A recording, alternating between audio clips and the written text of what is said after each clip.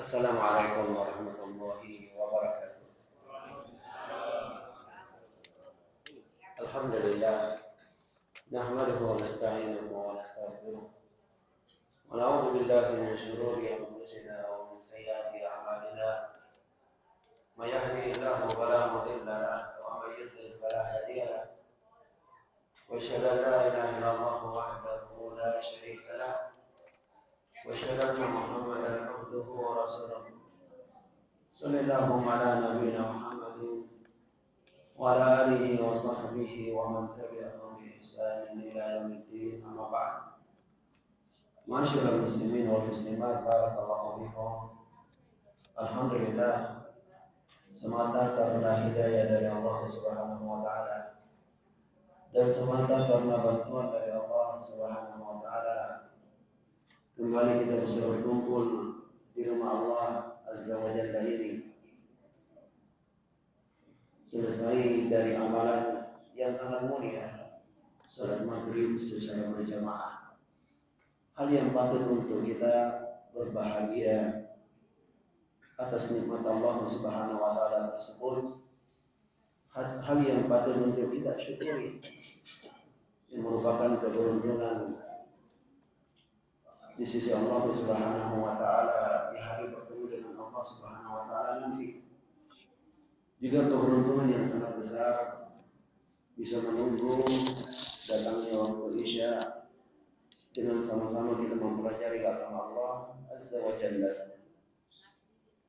Melanjutkan apa yang lalu tentang kunci sukses di dalam menuntut ilmu, yang mana pertama adalah keikhlasan. Yang pertama adalah ikhlas. Tentang keikhlasan tersebut, hal yang cukup mudah untuk kita ingat di antara bentuk niat yang ikhlas di dalam menuntut ilmu adalah menuntut ilmu untuk mengamalkannya. Hal yang sangat gampang untuk kita ingat di antara bentuk ikhlas yang sangat penting, bentuk niat ikhlas di dalam menuntut ilmu adalah mempelajari agama Islam ini untuk mengamalkannya, bukan untuk ambisi-ambisi keduniaan.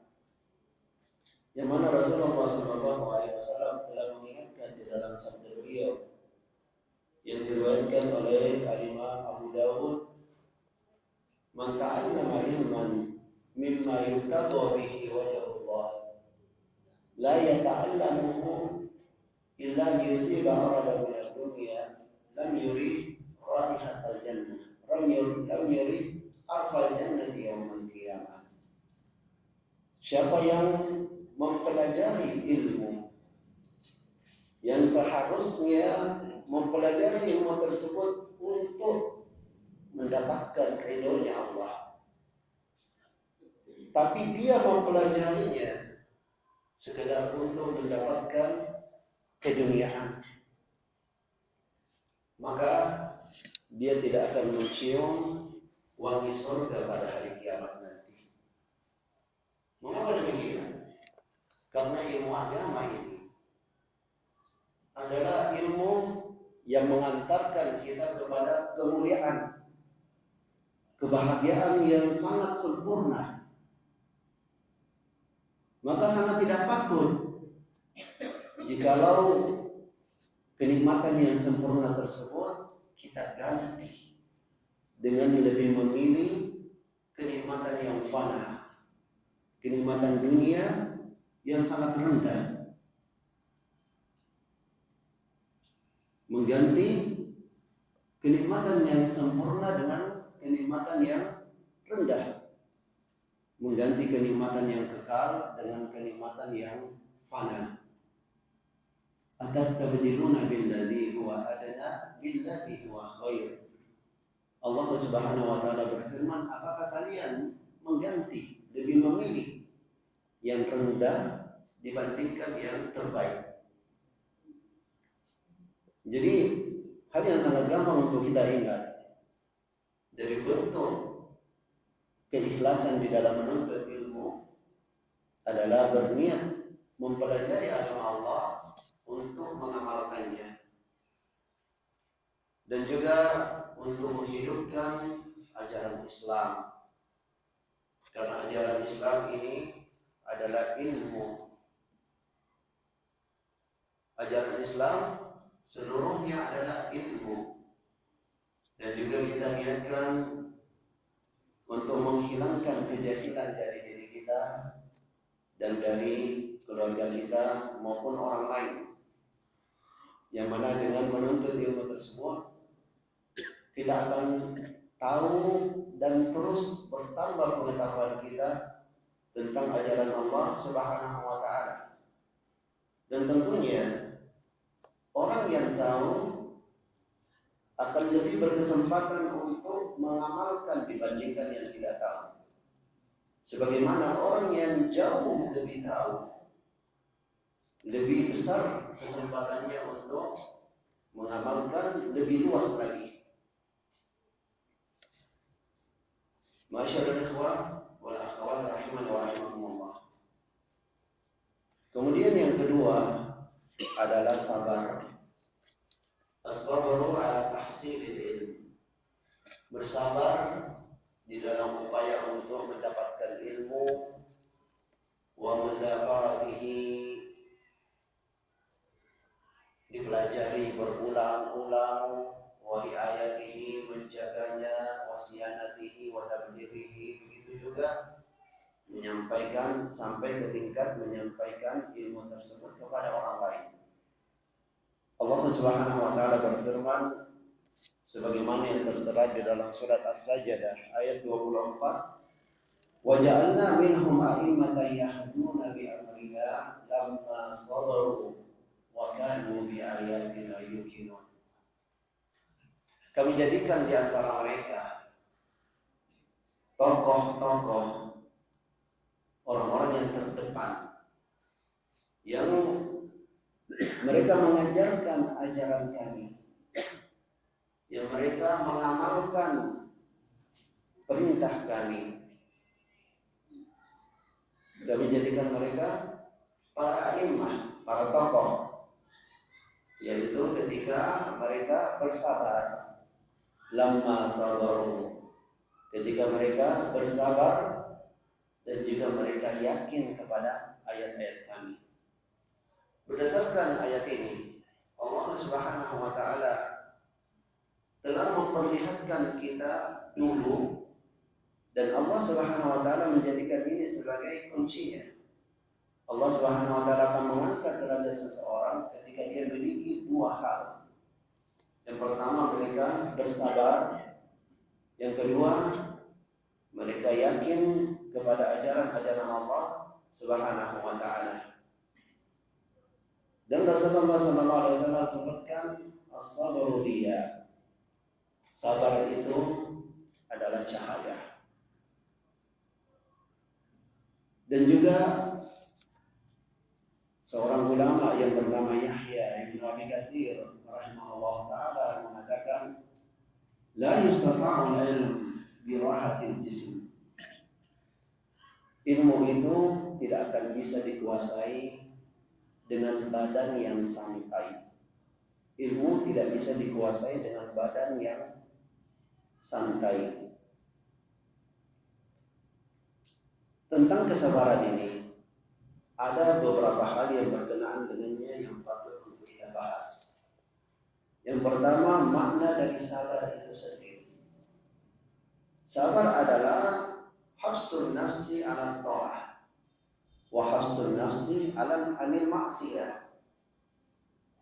Sabar itu adalah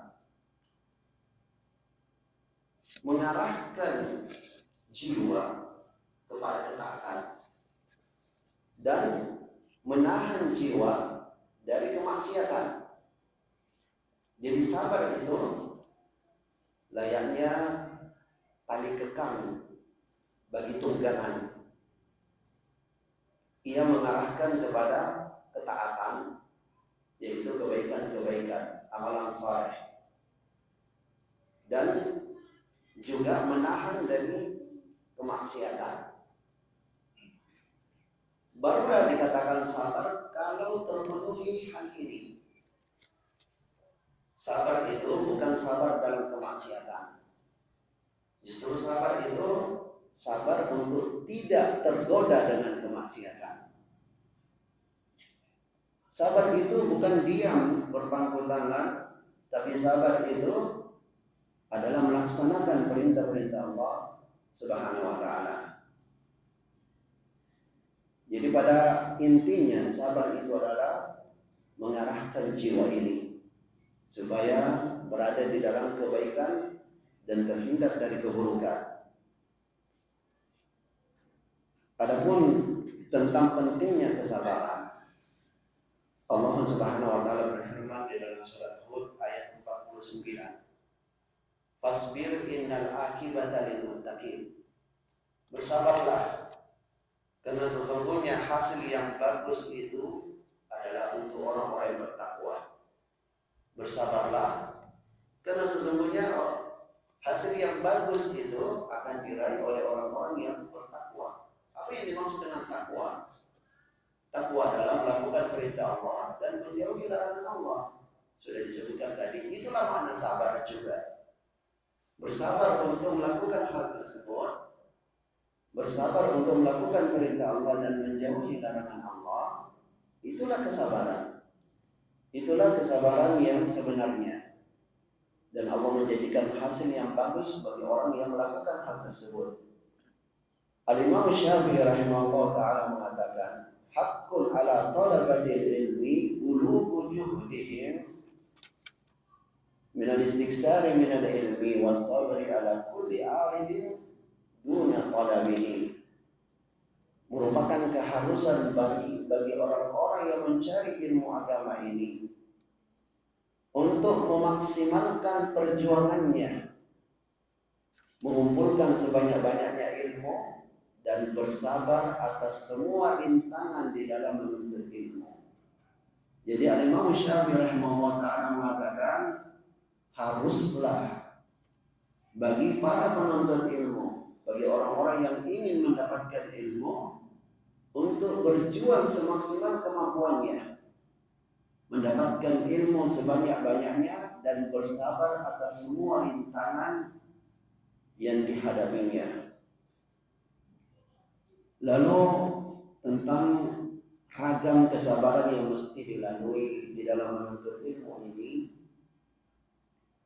yang pertama adalah al-istimrar fi as-sabar fi talabil ilmi, al-istimrar fi, bersabar untuk continue di dalam menuntut ilmu, bersabar untuk istiqomah di dalam menuntut ilmu. Kemudian yang kedua adalah as-sabru 'alal ju'i wal faqr, bersabar atas lapar dan kekurangan. Ini bagi orang yang mau mencapai yang paling maksimalnya dari keilmuan.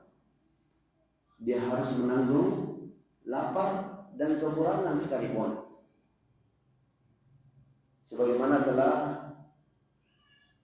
ditunjukkan oleh ulama-ulama dunia dahulu kala.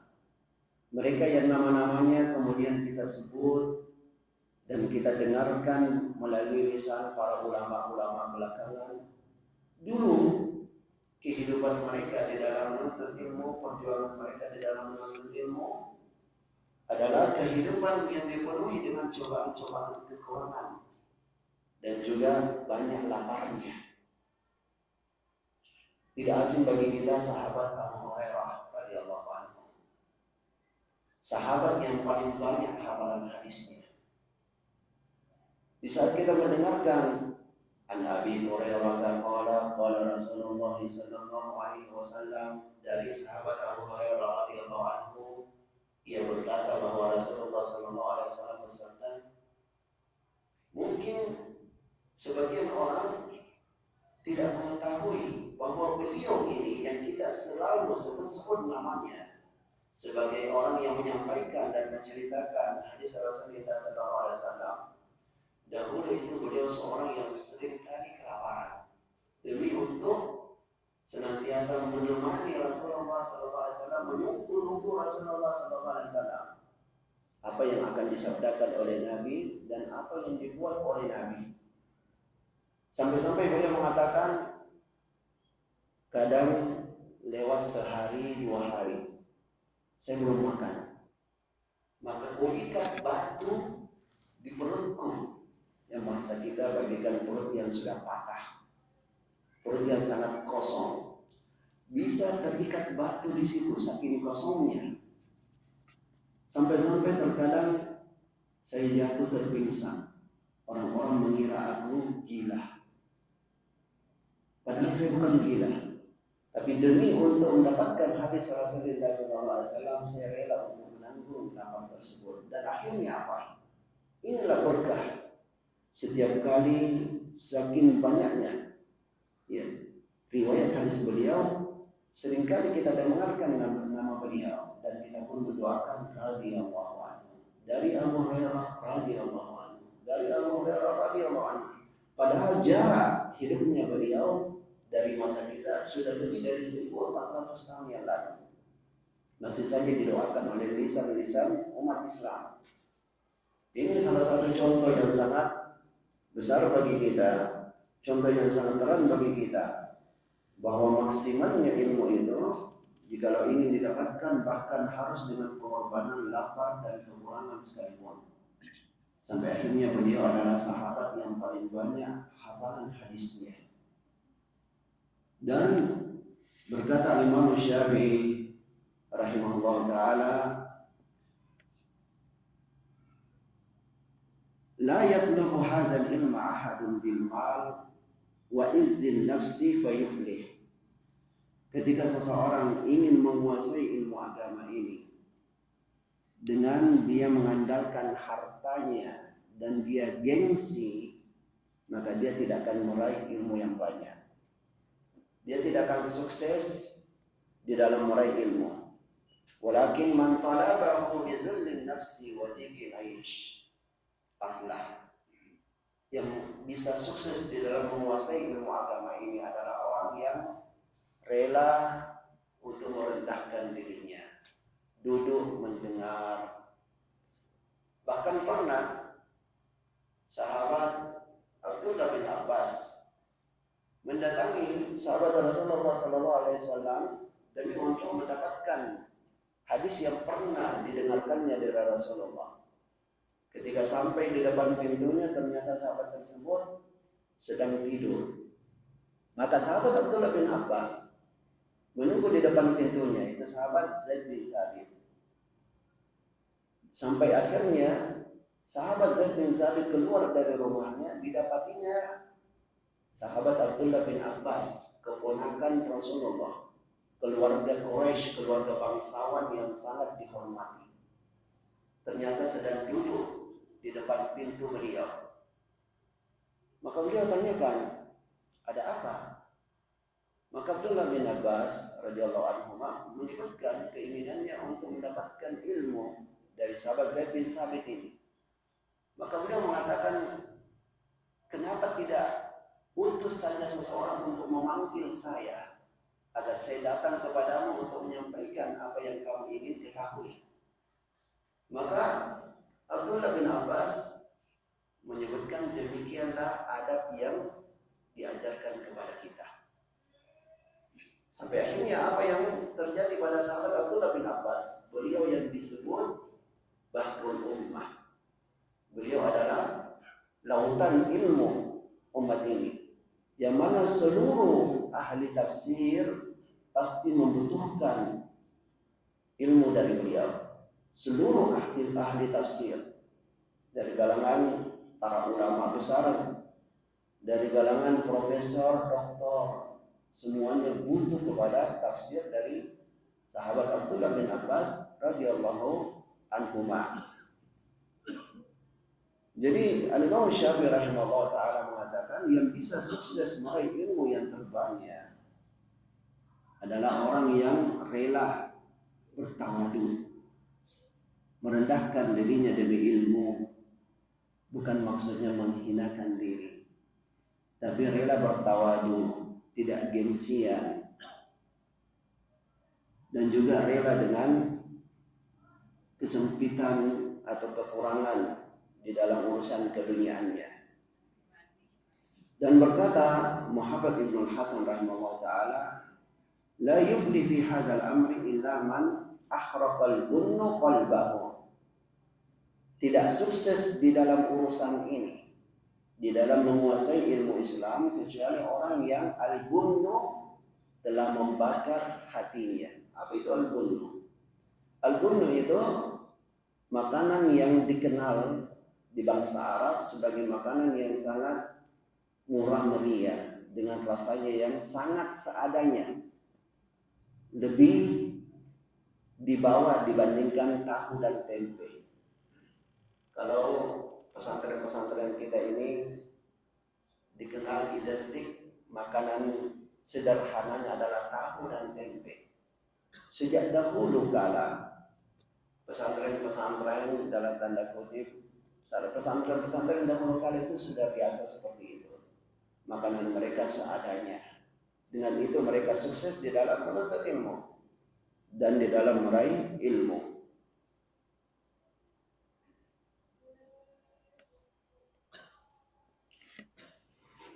Lalu di antara kesabaran di dalam menuntut ilmu adalah ada mulyasi. Jangan putus asa. Jangan pernah putus asa.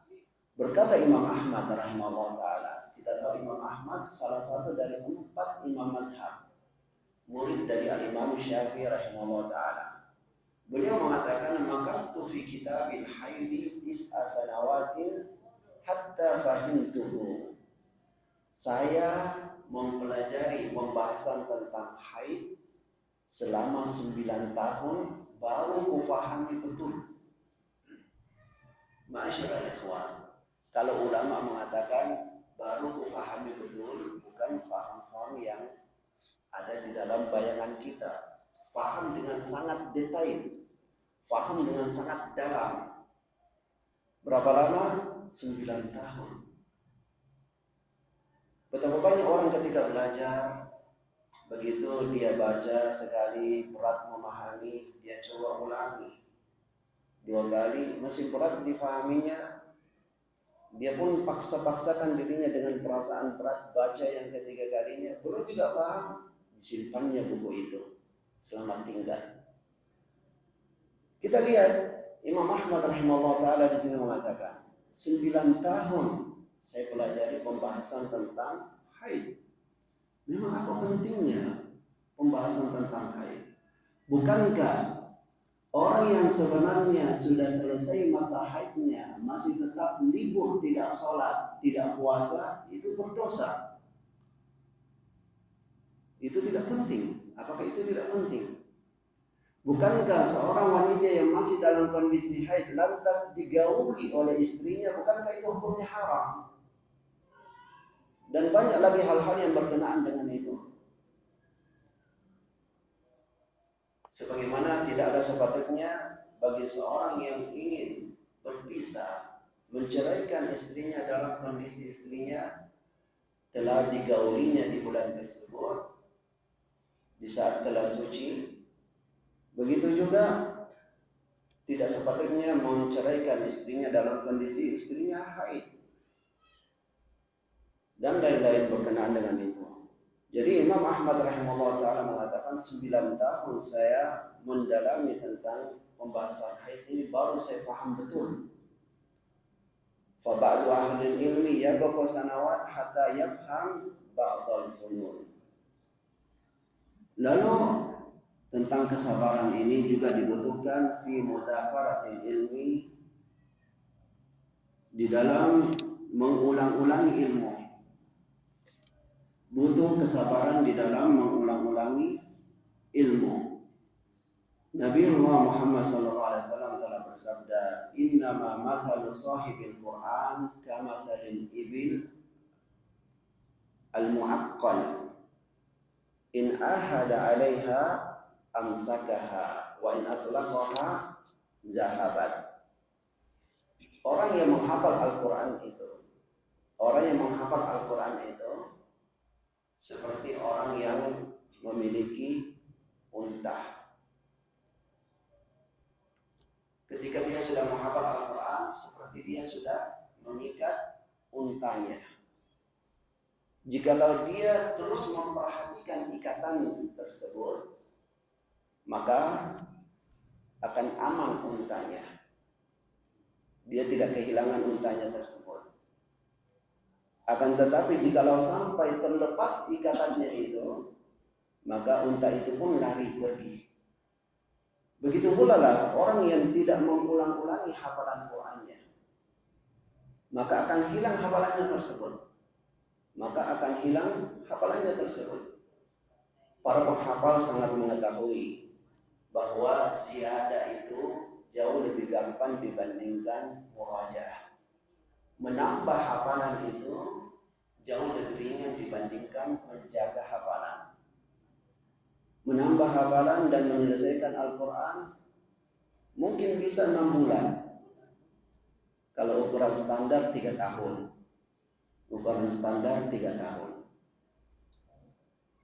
Bisa juga 6 bulan. Ukuran tidak standar bagi sebagian orang yang Allah Subhanahu wa taala mudahkan baginya.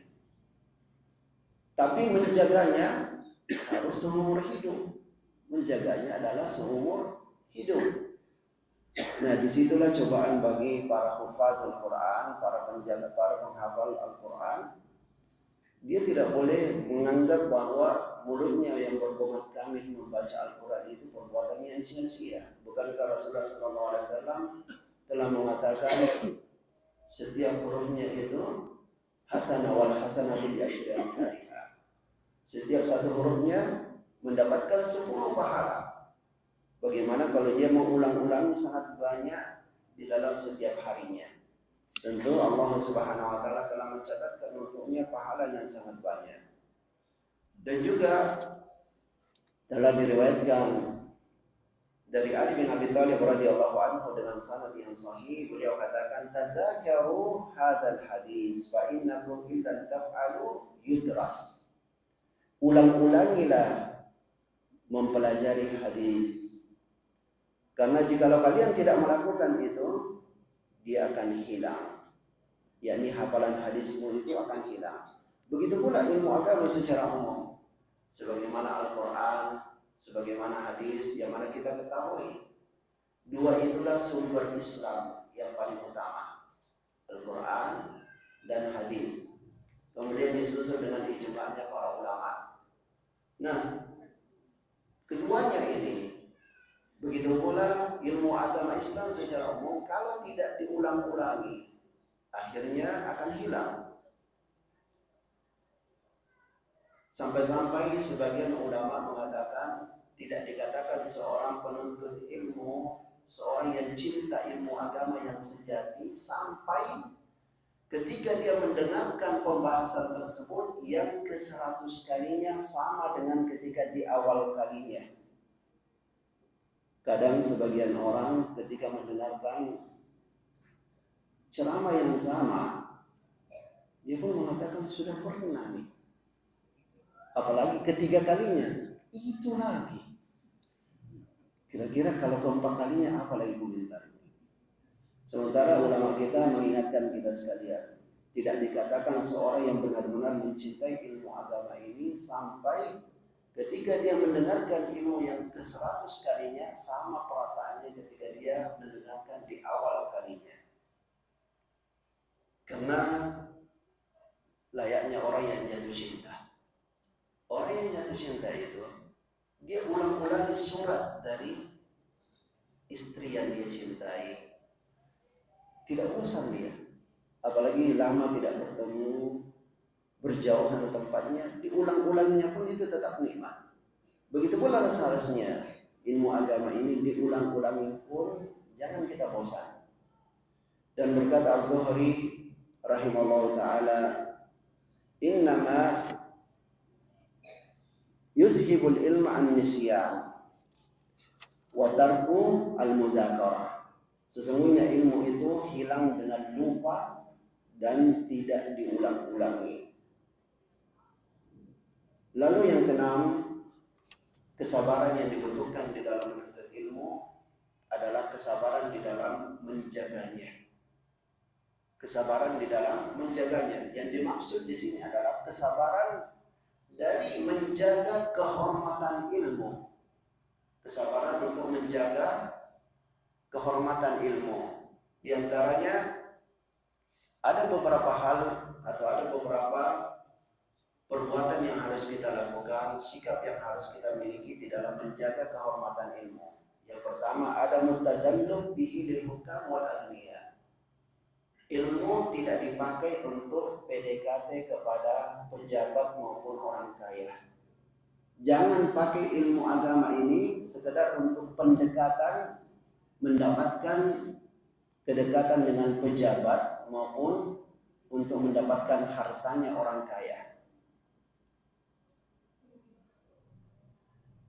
Yang mana para ulama kita telah mengingatkan kepada kita sekalian, ahlud dunya hina ya'rifuna annaka turidu minhum dunya yahtakiruna.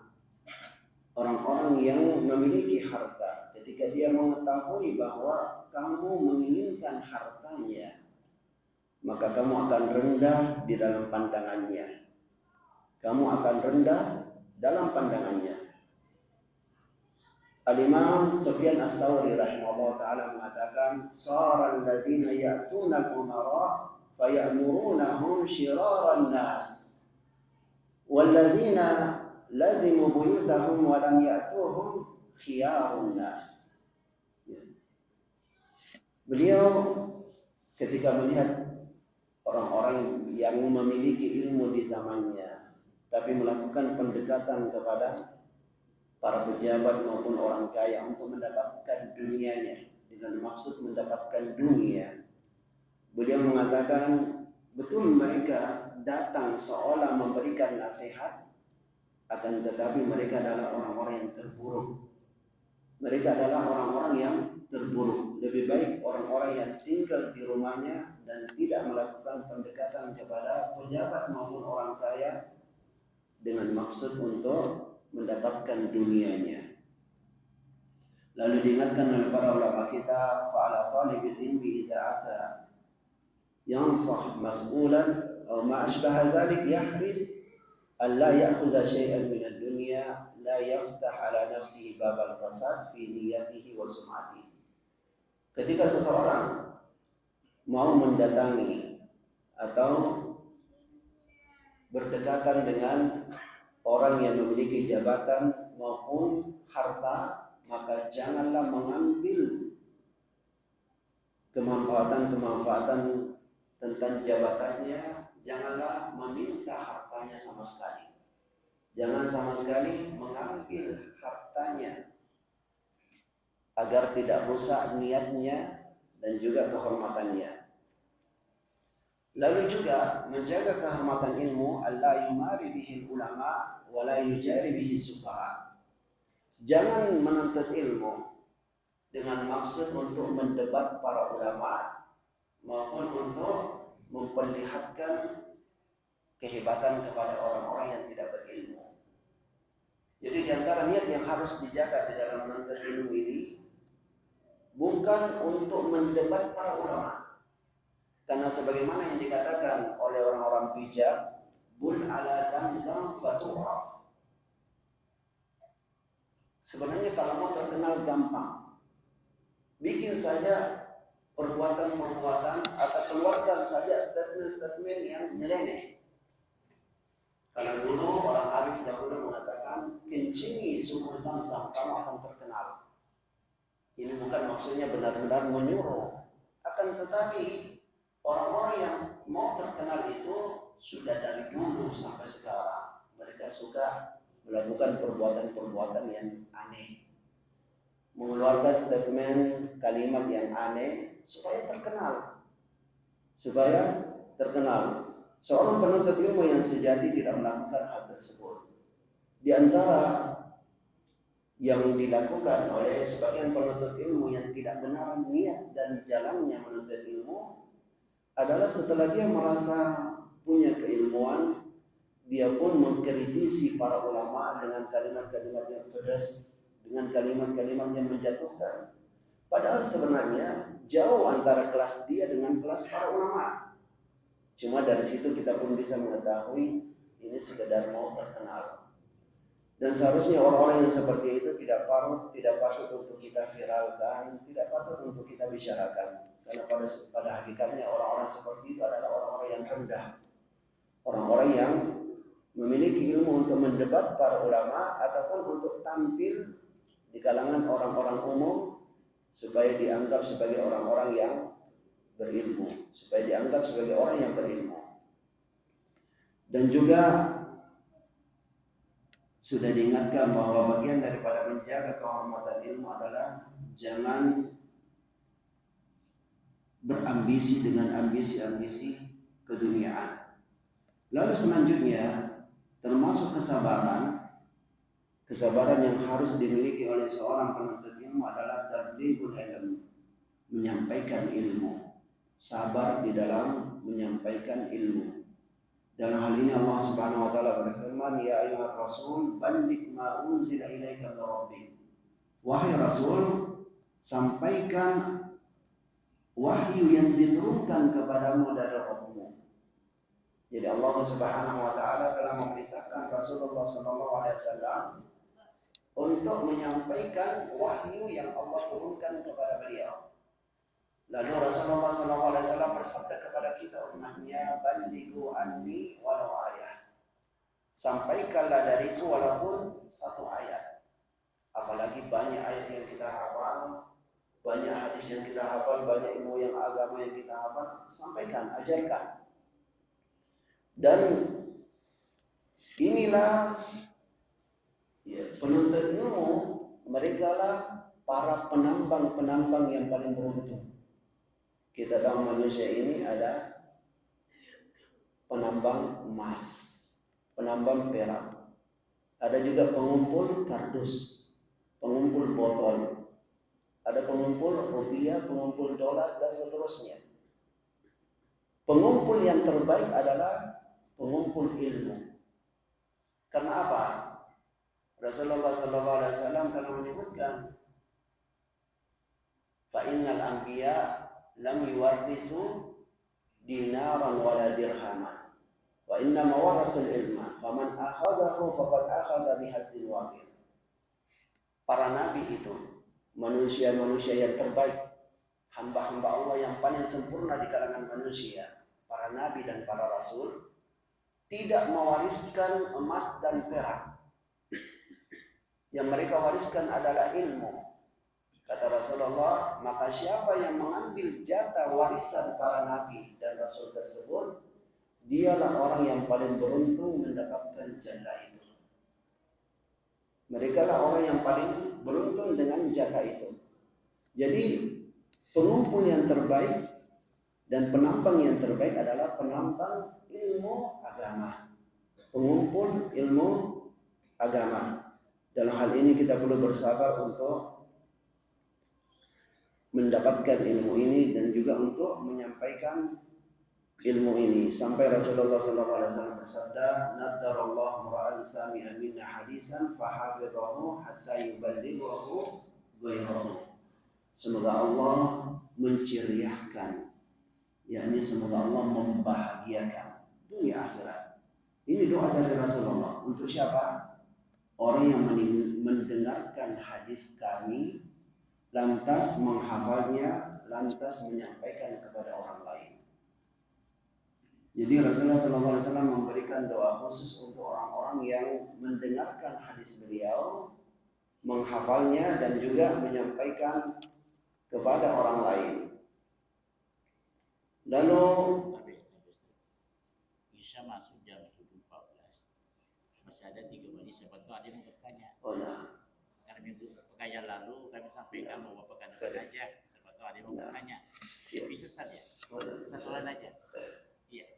Baik, Bapak-bapak, Ibu-ibu, satu orang aja bertanya. Dan begitu azan Isya kita akan istirahat.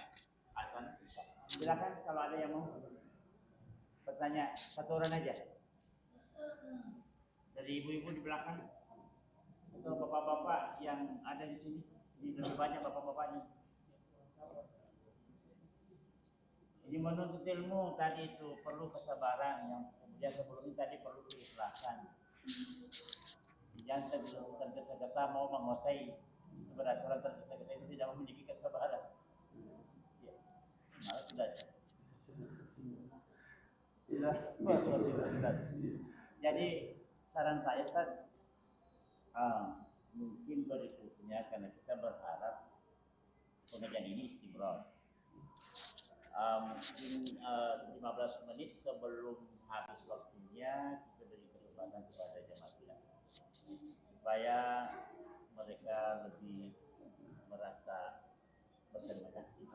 Ya Ustaz, saya kira saya kembali ke Ustaz, sudah masuk waktu saya. Ya, semoga Allah Subhanahu wa taala memberkahi apa yang sudah kita pelajari bersama. Semua yang benar hanya dari Allah Subhanahu wa taala, dan semua yang salah dari saya. Aku saya beristighfar kepada Allah Subhanahu wa taala dan juga memohon maaf kepada kita sekalian. Semoga Allah Subhanahu wa taala jadikan ini sebagai sebab kita meraih kehidupan yang bahagia dunia dan akhirat. Aku wali astagfirullah wa lakum. Sallallahu alaihi Muhammad wa alihi wasallam. Alhamdulillahirabbil alamin.